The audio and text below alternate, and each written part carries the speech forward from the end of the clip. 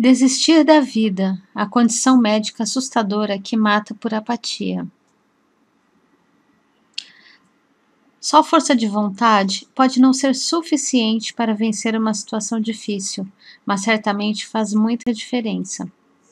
De acordo com uma nova pesquisa, pessoas podem morrer simplesmente por desistir da vida, uma vez que entram em um estado no qual acham que a derrota é inescapável, a morte pode mesmo se tornar real.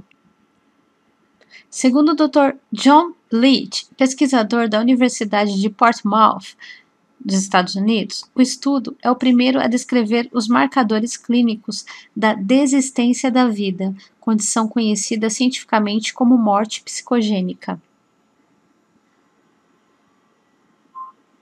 Morte psicogênica. A condição geralmente segue um trauma do qual uma pessoa pensa que não há escapatória, fazendo com que a morte pareça o único resultado racional. Ela geralmente ocorre 3 semanas após o aparecimento do primeiro estágio. Não é suicídio e não está ligado à depressão. O ato de desistir da vida é uma condição muito real, muitas vezes ligada a traumas graves, esclarece Leach.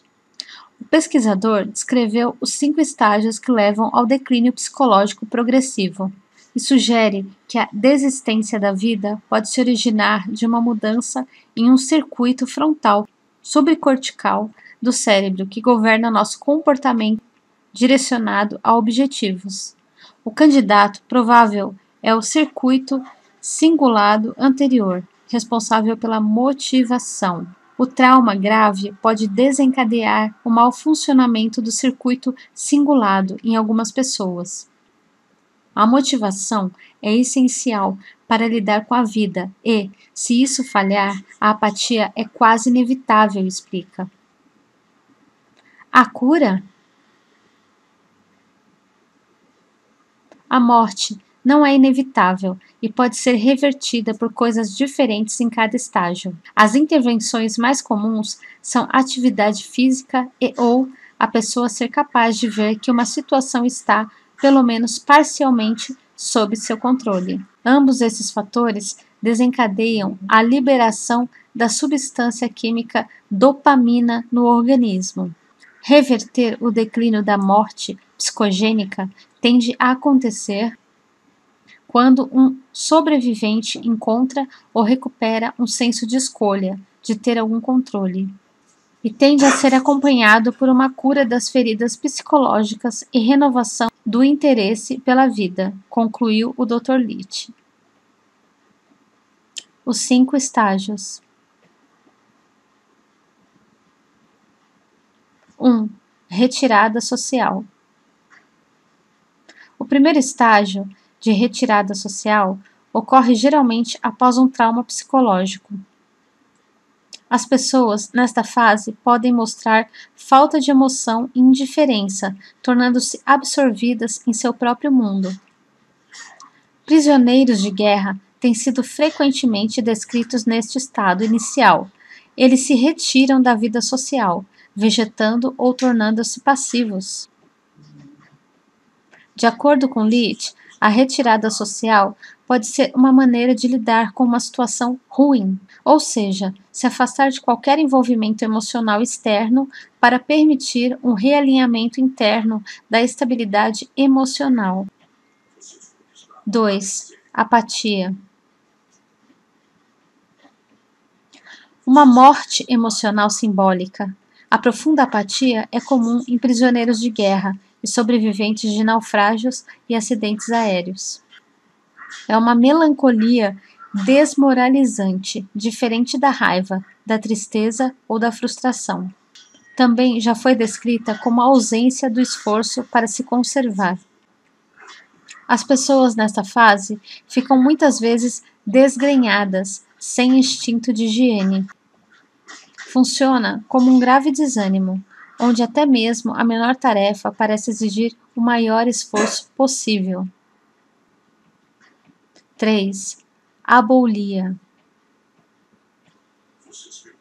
Esse estágio corresponde a uma grave falta de motivação associada a uma resposta emocional abafada, falta de iniciativa e incapacidade de tomar decisões.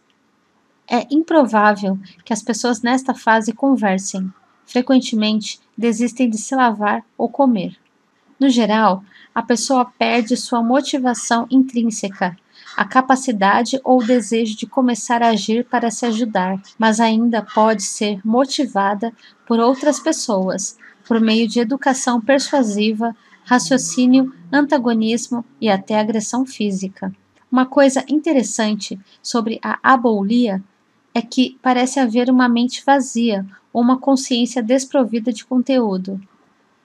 As pessoas que se recuperam desse estágio descrevem-no como ter uma mente como um mingau, ou não ter nenhum pensamento, informa o Dr. Leach. 4. A cinesia psíquica. Nesse estágio, a pessoa está consciente, mas em estado de profunda apatia, insensível a dores extremas. Muitas vezes são incontinentes e deitam-se em cima de suas próprias excreções. A falta de resposta à dor foi descrita em um estudo de caso em que uma jovem diagnosticada posteriormente com acinesia psíquica sofreu queimaduras de 2º grau ao visitar a praia, porque não saiu do sol. 5. Morte psicogênica. O estágio final é a desintegração de uma pessoa, é quando alguém desiste. Ela pode estar deitada em seus próprios excrementos e nada, nenhum aviso, espancamento ou súplica pode fazê-la querer viver, diz o Dr. Leach. Nos campos de concentração, as pessoas que chegaram a esse estágio eram normalmente reconhecidas porque começavam a fumar.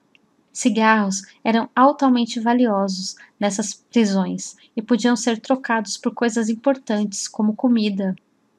Quando um prisioneiro pegava um cigarro e o acendia, seus companheiros sabiam que a pessoa havia realmente desistido, perdido a fé em sua capacidade de continuar e logo estaria morta, conta. O progresso do estágio 4, a acinesia psíquica, para o estágio 5, a morte psicogênica, geralmente leva de 3 a 4 dias.